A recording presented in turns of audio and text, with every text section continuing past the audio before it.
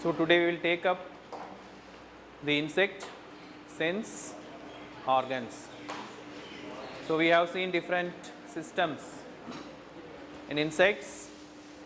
So unless and otherwise they have a coordination, or they have an idea, or they have an information about the changes in the environment, they cannot have a buoyancy, or they will not be able to lead a successful life.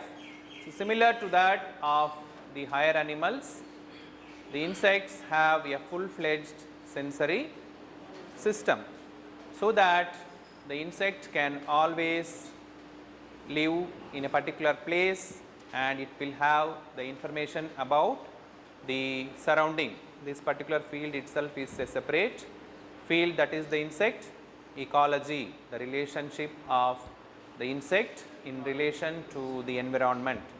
So different sense organs are involved in the insects, which are associated with different reception of the stimulus.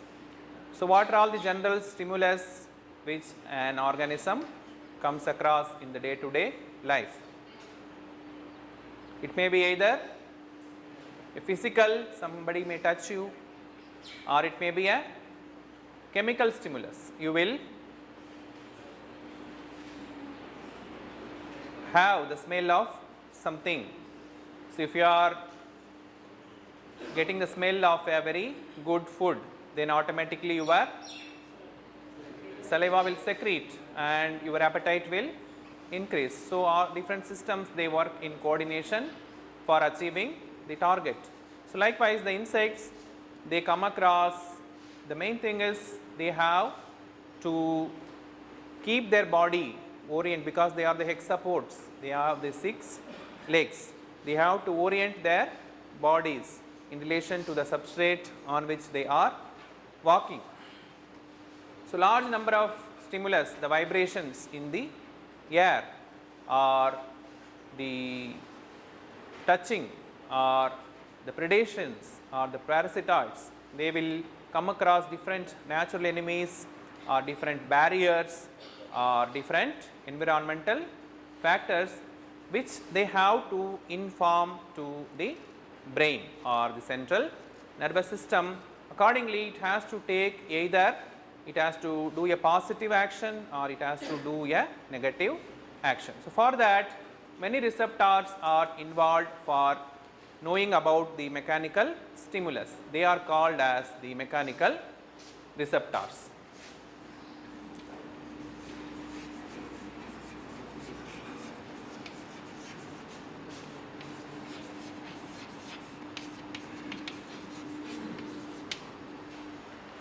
So they will be able to sense the mechanical stimulus, whether it is a sound, or whether it is a vibration, or whether it is a touch, or whether it is any surface or any body on which the insect is touching. Accordingly, it will take the action. So most of the receptor, all the receptors, they are mentioned by a term called as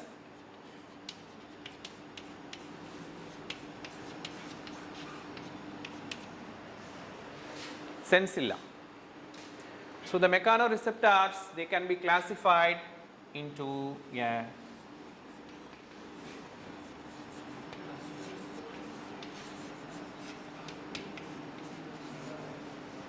trichoid sensilla. Trichome is the, what is the trichome? It is a hair. So if the sensilla is hair like, this is the integument of the insect. If it has a hair like sensilla, then it is called as a trichoid sensilla. It will be connected to the nervous system.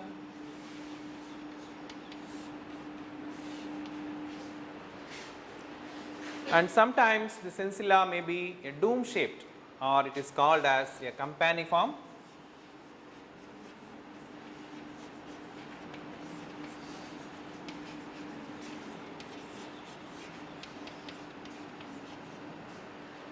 sensilla. So it is a dome shaped sensilla to which a rod like structure is, this is the integument of the insect. So outside it will look as if it is a dome, that is why it is called campaniform sensilla, to which the nervous system will be connected. So they also receive different stimulus from the environment. And you have one more group of organs which are called as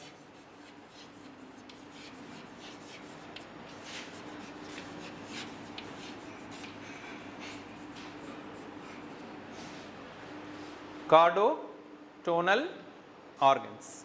So they are the sensilla which are present in the insect and which will communicate within the insect body. So what is the mechanical stimulus which is present inside the insect body? So these are the extroceptors.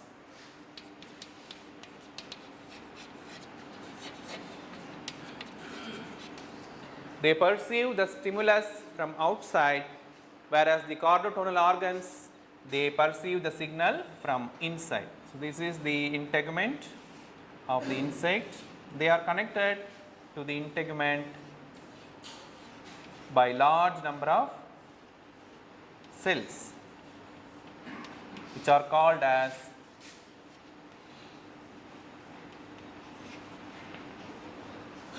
scolopedia. They have three parts, a capsule and a scolopel cell and another adjoining cell. So different cells are associated with the chordotonal organs and they will communicate within the insect body, whether it is in the proper orientation or whether it is in a slanting position or whether it has to go in a straight position. So they are called as the interoceptors.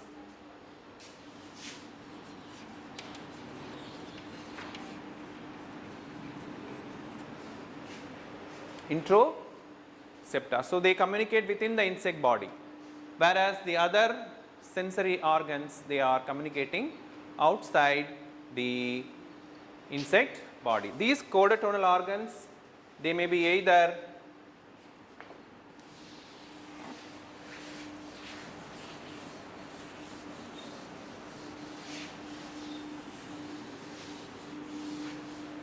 called as the Johnston's organ.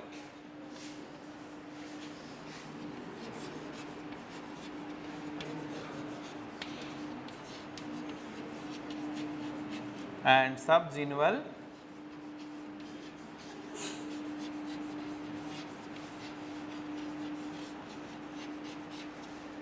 organs.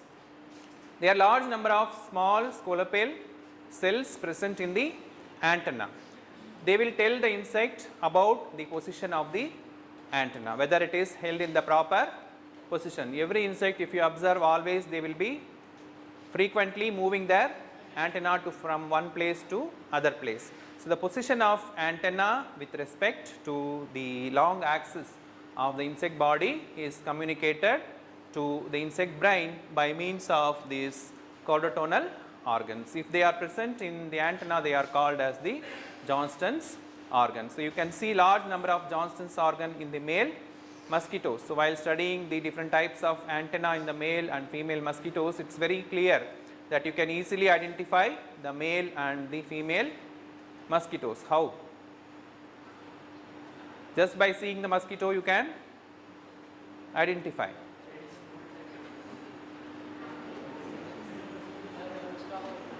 Anyone? So in males what type of antenna? Plumose. And female? Pylos. So if you see the males,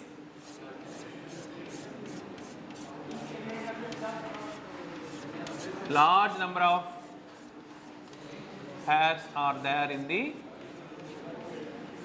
males at the joint of the segments. So this is the male. So in case of females,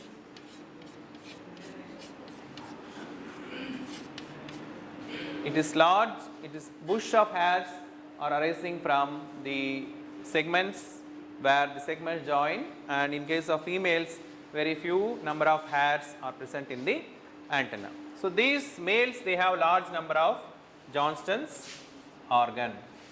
They can easily perceive the sound which is produced by the female mosquito. They produce very less amount of smell. If the female mosquitoes come to your ear, you can listen to a singing sound.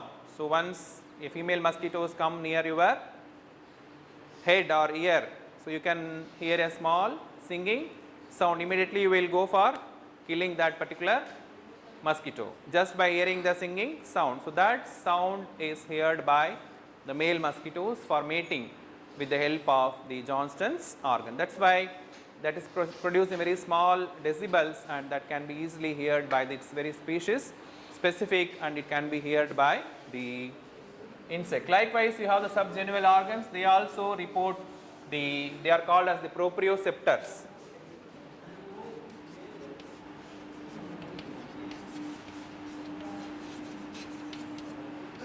So they inform the insects about their orientation, about their position frequently to the central nervous system.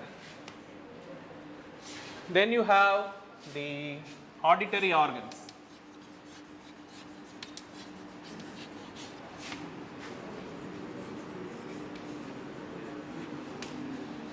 So insects have both sound producing and sound receiving organs. If they produce the sound, if one produces the sound, the other has to automatically receive the sound. In some cases males will produce the sound, and in some cases females will produce the sound.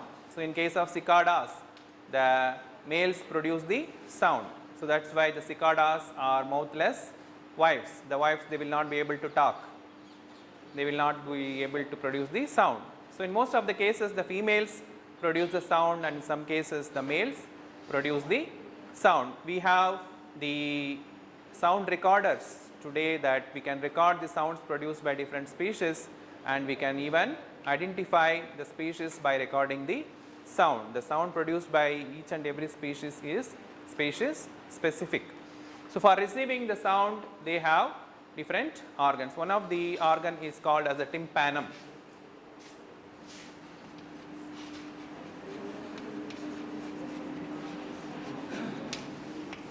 Tympanum is an organ present in any part of the insect. So this is the abdominal segment. You will have the tympanum in the lateral side of the abdominal segment in case of the grasshoppers. It may be in the tibia, or it may be in the thorax, or it may be in the abdomen with reference to different insects. So they have a small diaphragm, very small diaphragm. When the sound waves hit the diaphragm, they will immediately communicate to the central nervous system. Very thin diaphragm like structure is present in the sound receiving organs. After receiving the sound, it will communicate to the brain, and accordingly the insect will take the action. And most important reception in insect is the chemoreception.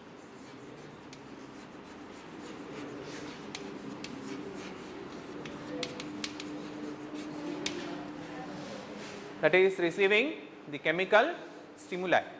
If there is a mustard aphid, even if you leave it at 10 km, automatically it will go towards the mustard plant.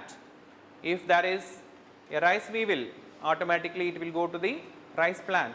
So likewise, different insects, they will always have a orientation towards their host plant. So how it is possible? So first they will have a host habitat finding, and then they will have the host find. That's the series of steps are involved in the insects whenever they are going and occupying a particular crop.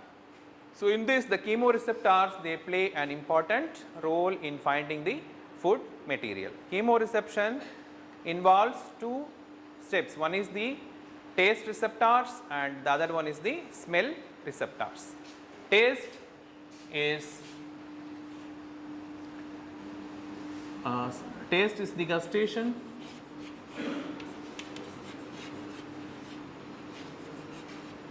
Or it may be a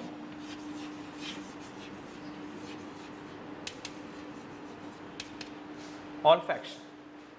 Olfaction is smelling and gustation is the tasting. They can smell as well as taste. The importance in the chemoreceptors in insects is that they can even taste the food material with the legs. We can taste only with the tongue. Just by keeping the leg on the food material, the insect can easily, they can smell or they can taste from either liquid food or solid food or any liquid in the vapor form, that is the volatile. So, they have both the gustatory and olfactory receptors in the mouth parts like the maxilla or the labium, or they have the olfactory receptors or the gustatory receptors in the tarsus. They can smell or they can taste with the tarsus, and even the ovipositors, they have the chemoreceptors. All over the body you can see large number of chemoreceptors which will be acting in one way or the other way. When an insect goes for laying the eggs, if a mustard aphid or if a mustard insect which is present in the mustard, if it wants to lay the egg, first it will touch with the ovipositor and confirm that this is the mustard plant. So, it has the chemoreceptors in the ovipositor. And if a trichogramma goes for laying the eggs on the insect pests, just it will tap with the ovipositor and it will find out whether this egg is fresh or whether it is alive or whether it is parasitized by some other insect. Once it is satisfied or once it gets satisfied that this is free from the infestation of any other insects, then only it will go for laying the eggs. So, these type of chemoreceptors are present in the insect body. They may be uniporous or the multiporous. They are peg like. So, if it has single hole, then it is the uniporous chemoreceptors. So, you will have the nerve connections, or if it has large number of holes. So, these are called as the multiporous chemoreceptors.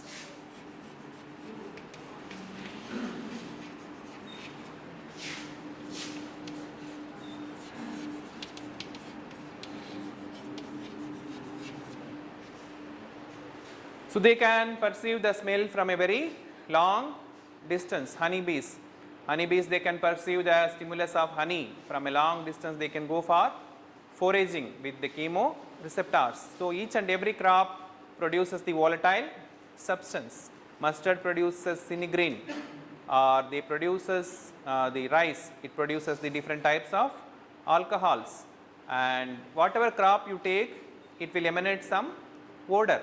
Some smell is there for all the crops, and this smell is specifically identified by those insects which are feeding on this particular plant. For example, if you keep a insect which is feeding on the cotton plant, and if you keep some 4 plants around the insect, one is the maize plant, other is the mustard plant, other is a rice plant, and one is the cotton plant.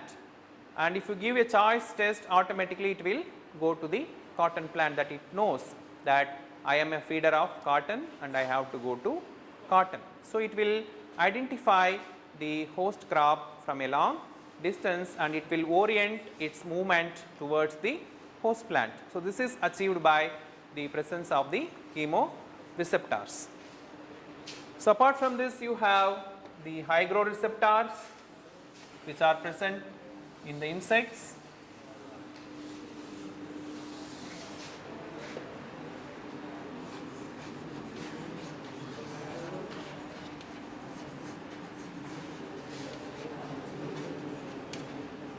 So, insects are poikilothermic.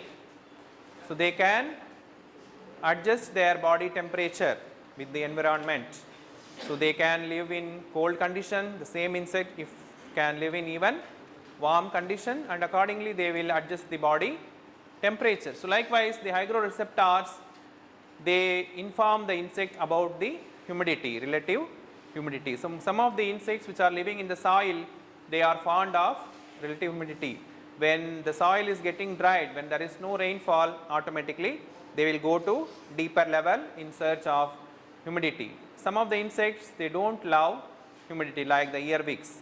So, when it is humid, they will try to avoid that particular place. So, these hygroreceptors, they may be either present in the antenna or near the abdominal tip, or they may be present in the maxilla or any other point of the insect body. That will frequently inform the insect about the amount of humidity which is present in the environment. So, accordingly they will orient their body to the place where they can be safe.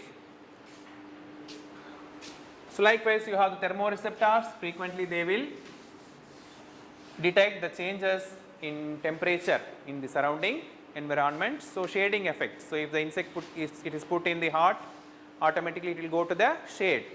गर्मी में जब insect को डालते हैं अपने आप छाया में चला जाता है. So, those are informed by the thermoreceptors which are present in throughout the insect integument. So, the important one is the photoreceptor or the eyes of the insect.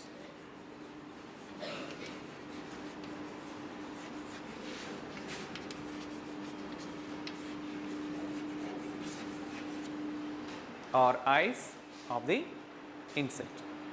So, insects have two types of eyes. One is the compound eye.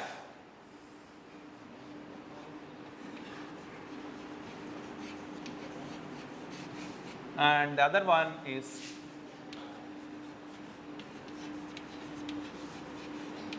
simple eye or ocelli. Ocellus is the singular and ocelli is the plural. So, compound eye is consisting of small individual structures which are called as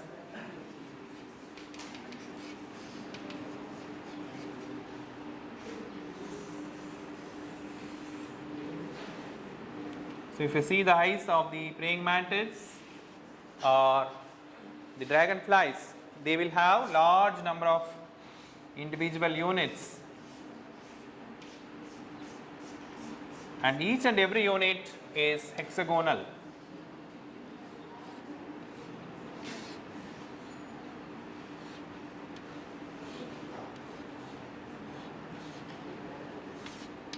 Which is called as the facet. This is the facet of the compound eye. So, it consists of large number of facets. So, just if you imagine, if you take a bundle of straws, जिसमें juice पीते हैं, if you take a bundle of straw and if you look through the straw, even though you are looking through a bundle of straw, you will get a clear image of whatever you are seeing. It will not be disturbed. If you are just, you can experiment this. If you look through a bundle of straw, any image or anything, you will get a clear image without any disturbance. Same is the principle behind the insect vision, that they have large number of lenses which are put together for getting a comprehensive and clear image. So, they have two components. If you take an individual Ommatidium, it has two components. One is the optical part and the other one is the sensory part.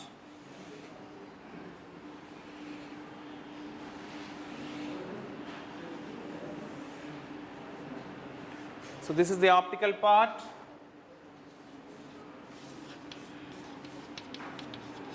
and this is the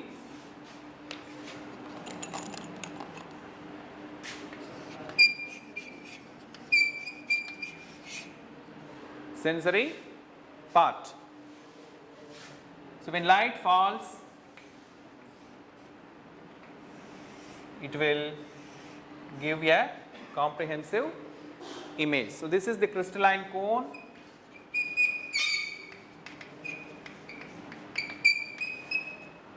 Sorry, this is the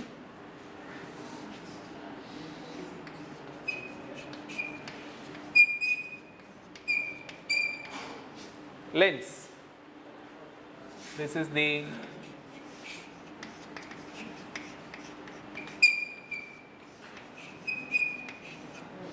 crystalline cone, and these are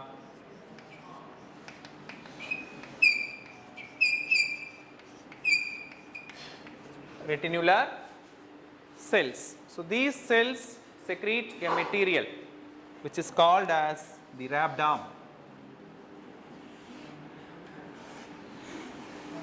They produce a material called rhabdom which is very much light sensitive. So, that is responsible for producing the image.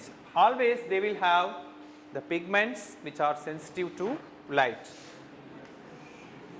in terms of the cells. These are the pigmental cells.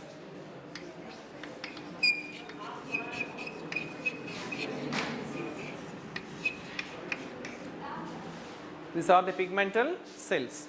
So, this is the type of individual unit of a compound eye, that is the ommatidium. They are light adapted. So, the insects which are living in the light are called as nocturnal insects. Those insects which are active in the daytime are the diurnal insects. If you see the structure of the compound eyes, it is totally different in both the insects. The insects which are active in the day, they are the day adapted, or they are called as opposed insects.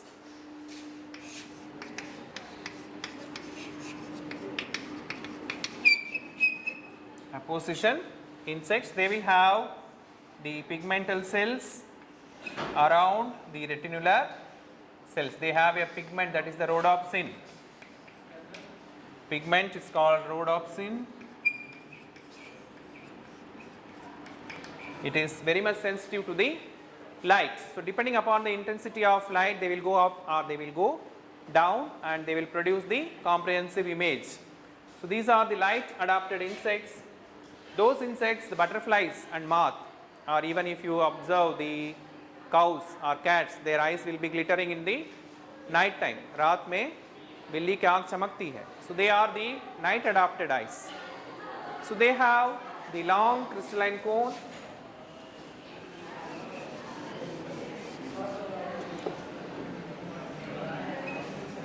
and small rhabdom, and these pigmental cells are absent.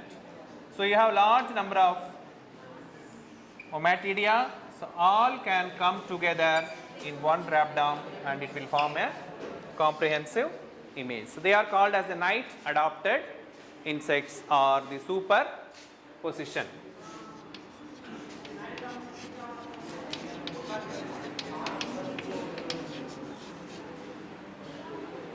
So, you have day adapted and the night adapted insects. In day adapted insects, the pigmental cells will be more. Each and every ommatidium is separated from each other by the pigmental cells. In the night adapted ones, the pigmental cells are absent, and you will have all the corneal cells or all the ommatidia are connected together, so that they will get large number of image, large number of light from the source, so that they can form the comprehensive image. So, then you have the simple eyes which are called as the ocelli. If you take the insect head, so they have a dorsal ocelli and lateral ocelli. So, they are also similar to that of the individual unit of the compound eye. The ocellus are also similar to the individual unit of the compound eye. They are similar in function, but in some of the cases like cockroaches, they are not responsible for vision, just they will be able to perceive the light. So, they are called as the degenerated simple eyes, which are called as the fenestrae.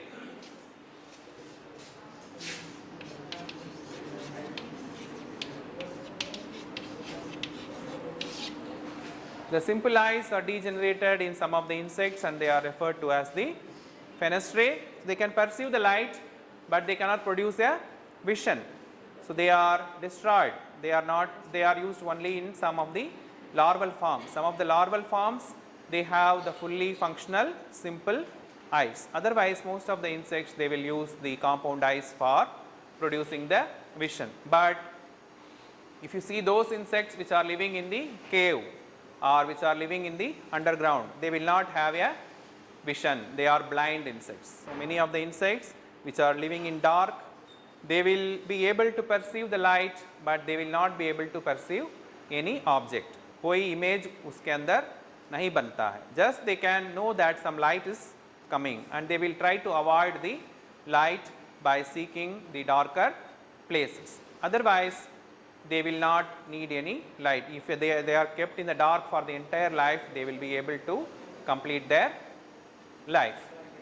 So these are some of the receptors in the insects, that you have the mechanoreceptors, which may be either hair shaped or the dome shaped, or it may be peg shaped, or they will have the external communication, or they may have the internal communication. Then you have the sound receiving organs. Whenever the insects, they produce the sound, it is received by the structure, that is the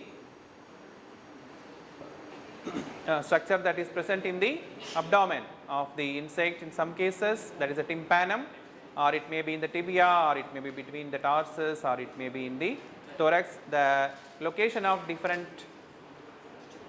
tympanum are different in different species of the insects. Then you have the chemoreceptors that may have both olfaction as well as the tasting as well as the smelling from different places, and contact as well as just by keeping on contact, just by keeping the leg on the food also they can taste, or without keeping the leg also they will be able to smell the food material with the help of the multiporous sensilla which are present in the body at different places. Also they have the hygroreceptors which are intimating the insect time to time about the changes in the atmospheric humidity. Likewise, the temperature, you have the thermoreceptors, and finally you have the photoreceptors, that is the group of facets or the individual units, somatidia, which constitute the compound eye, that is 2 in number, which have an optical part